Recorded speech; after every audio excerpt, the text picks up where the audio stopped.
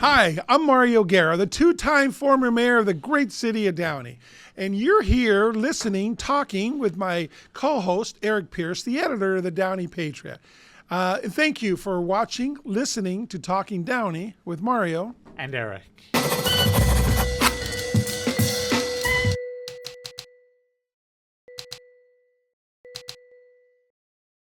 And no reading. I like to see you reading. But you're not reading the Talking Downey. Did I say reading? No, you didn't. Because I always say reading. Reading the Downey because you're a paper. You're listening, you're watching. How are you, Mario? I'm doing great, Eric. How are you? What are we going to talk about today? We're going to talk a little bit about Downey politics because political season is officially underway. We have now our first declared candidate for city council. Okay. This is for District 3. And I want to say declare because before we dive into it, we should specify that just because somebody says they're running for city council, things can change sometimes. They haven't filed the paperwork yet. Right. But they're, for all intents and purposes, they're all in. Right. Our first candidate is Dorthy Pemberton. Right. We both know Dorothy very well. Absolutely. What are your initial thoughts? So, well, first of all, I think it's great. I'm so glad that she is. And you're right, a declared candidate, some will, because there's other people that are talking about it. They're saying they're running, and then they're not the following week and this and that. So Dorothy, in my opinion, is legitimately running. She's out there, started a campaign account, doing all things. Just for everybody's information, when you turn in the paperwork in August, okay, you have to get so many signatures, you turn it in, and then the city clerk declares you an official candidate, and then you go on the ballot. So that's how that works. But yes, for all intents, I know for a fact that Dorothy will get it done. I'm excited. I think Dorothy's experience for 30 years and all the community involvement that she's had, I think makes her a great candidate for our community. So, I mean, she was instrumental and really led the recall drive, not only getting the signatures, but then the actual campaign. So, nothing in politics have I ever seen that gets a 90%, and that was the recall numbers.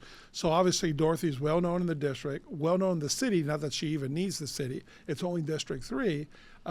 Because, I mean, you know all the organizations she's been involved with. What are your thoughts? So, no, I mean, she's been involved in the city since the 1980s, going back to when her kids were young. And she isn't like one of those typical politicians when, they're getting ready to run for office. And so they do the checklist. They join a service club. They join, the Rose Float. Yeah. They get their name check, out there. Check. Just to pad the resume. Yeah. That's not Dorothy. Dorothy is 100% involved. She has the credentials as a community volunteer. She's a civic leader. She's here. She's very well known within the Downey social circle, the civic circle. I can vouch for her character and her. She has a very engaging personality. Right. She's active, and she's always taken a leadership role in whatever organization she's taken. Like, for example, she I was on the council then when she was, her daughters played softball here at the Downey Ponytails. Right. So she was like one of the leaders there. Okay, ran that, built the new snack shack, and so forth. She's been the Seroptimist. She was chairman of the YMCA for several years, and she's still on the board, raising all that money. Not only had her charity organization, but she was on the Measure S oversight committee on the bond with me that she was appointed for the city council to run. So she's been really involved. She's now the public works commissioner today. She's a public works commissioner. So God bless her. I left half the. I know she was president of PTA Helps. I know that's the food bank that the PTA runs, and I know she was president of the PTA. So, gosh, this is a real person that's really been here, that's done all these things. Traditionally, going back, decades, city council members were these community volunteers. Yeah, they would volunteer in the community. And then the next natural step was to run for city council and serve their city in that capacity. Now, I still do have questions for Dorothy. Sure. And which is... But more policy questions. 100%, which I think are maybe is more important. Yeah. What does she want to do for Downey? Right. What is her vision for Downey? What are her goals? Right. If she's elected to the city council, what is she going to do? What is her philosophy? And these are rhetorical questions because we're going to get the answers, before election day. But I'm saying we shouldn't just rely on somebody's resume. Right. We should also ask what it is that they want to do for the city of Downey.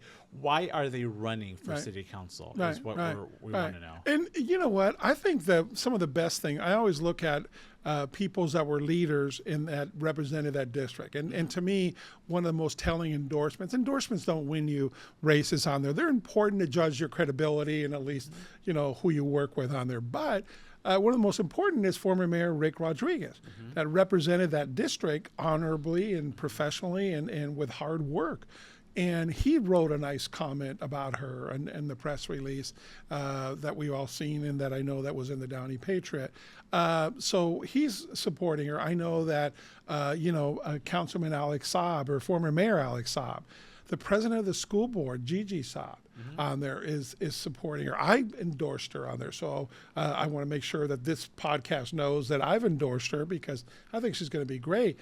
Listen, when it comes down to it, we want somebody that if you love the community, you're ethical, and you put in the hard work, good things are going to happen. She's going to be able to work with the other council, regardless of who the council is, to get things done. And that's kind of what so. No, I agree. I think we want somebody on the council, regardless of their politics, who has good character. Right.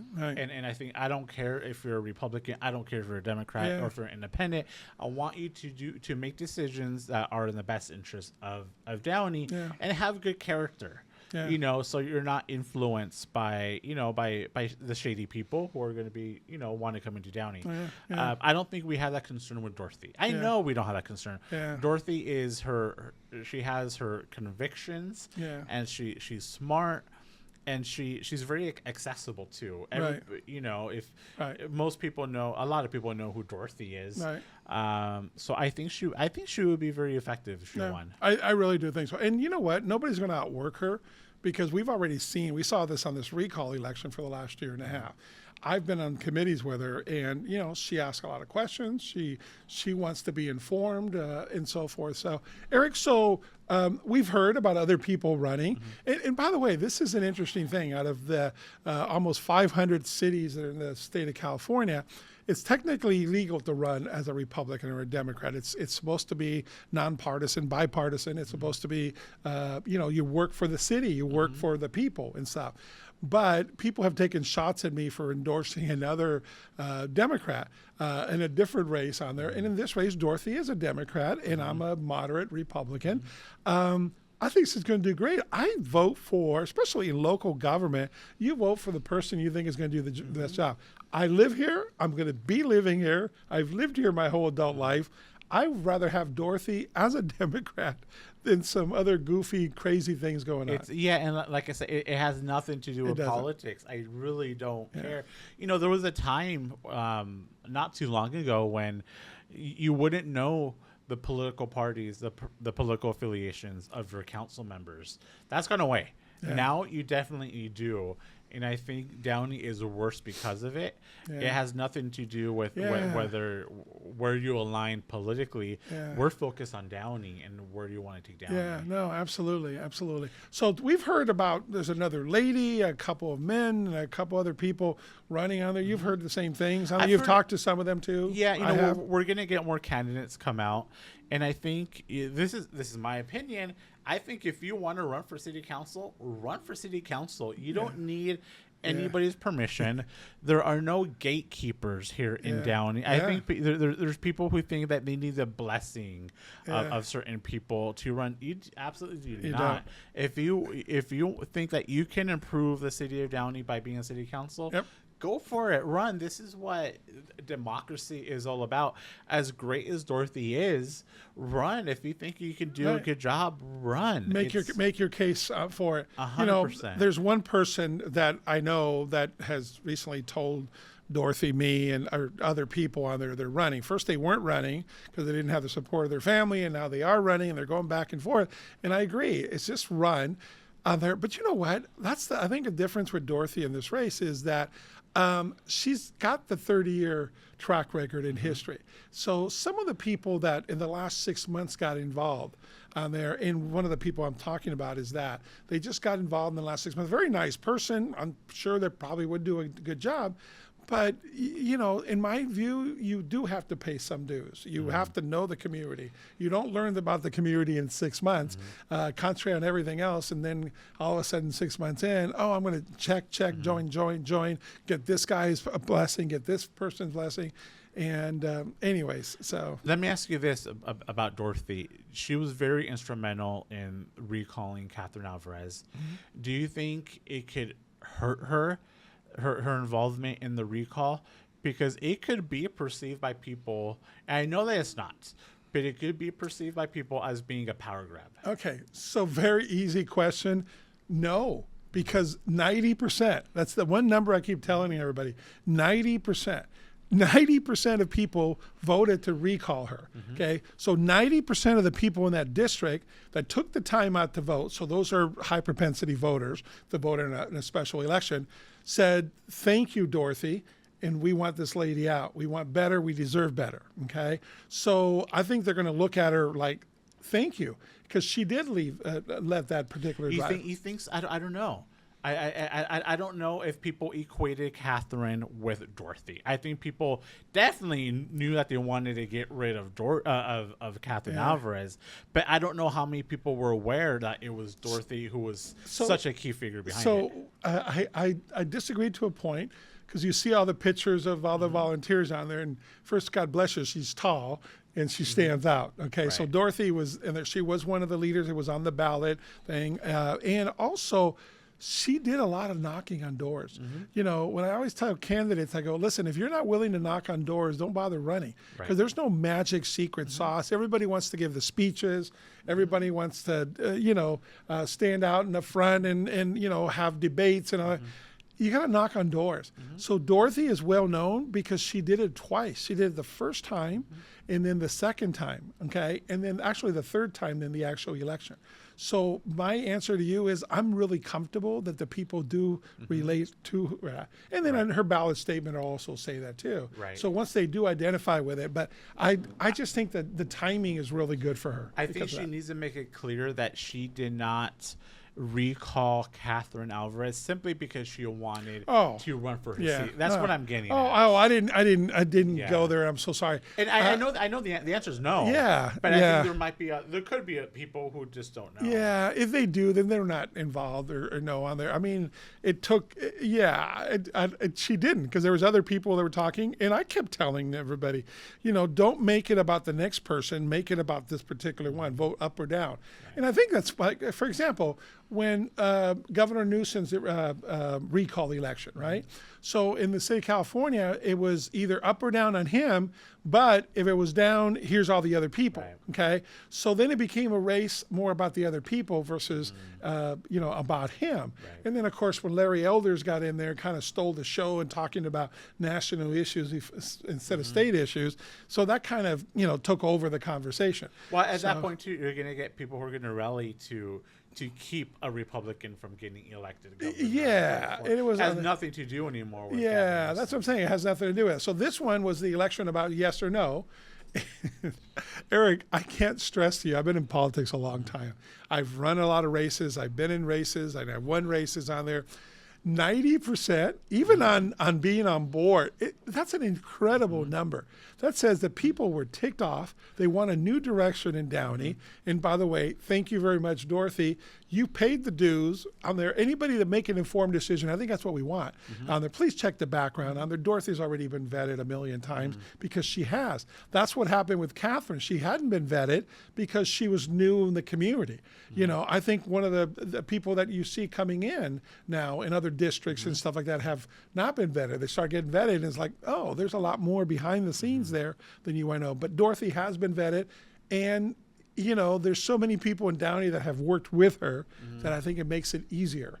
I do think it's her race to lose. I think she has the name recognition in District 3. She's going to have people support.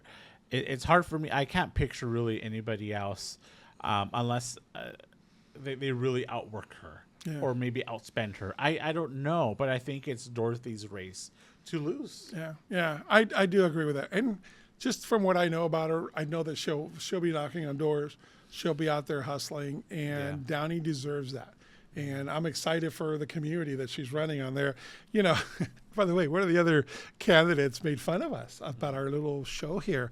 Says, oh, you guys only have a teeny bit of subscribers and so forth. Obviously, he hasn't been paying attention or watching because we've had, 30,000 views on the show between the listening and the views on there. So, and we're purposely about Downey. So if you're running for office, you might want to watch the show on there, at least get to know what the information is, or make yourself informed. So that's for the candidate that is declaring behind the scenes that he's running. But anyways, that's so we'll see. We'll eventually we'll have Dorothy on the podcast, I'm sure. Absolutely. Along with the other candidates. Because we did that last time, okay? And so here we're talking favorably about her, but we want to make sure that other candidates in the future know that. You and I ran the informational debate, if you will, not really a debate of candidates forum.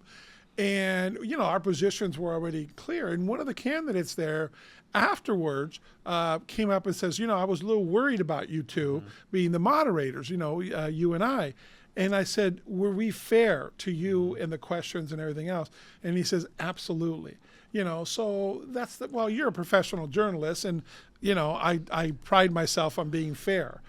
So I don't endorse candidates. Right. I try to be as honest as possible about what I think. I try to analyze the candidates and think how they would impact the city of Downey. I do sometimes say in my opinion, this person would be better. I'm not trying to help get anybody elected. I just want to inform. I want people to make informed decisions.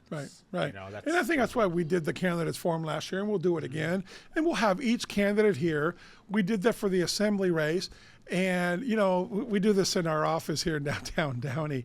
But I remember when some of the candidates came in, they were scared and nervous, what were we going to... So there's no gotcha. We don't do gotcha. We talk honestly, have this dialogue, ask fair questions about policy or what's in the news about you kind of thing, and then let them answer. And I think to a T, I think we had, 4 assembly candidates here.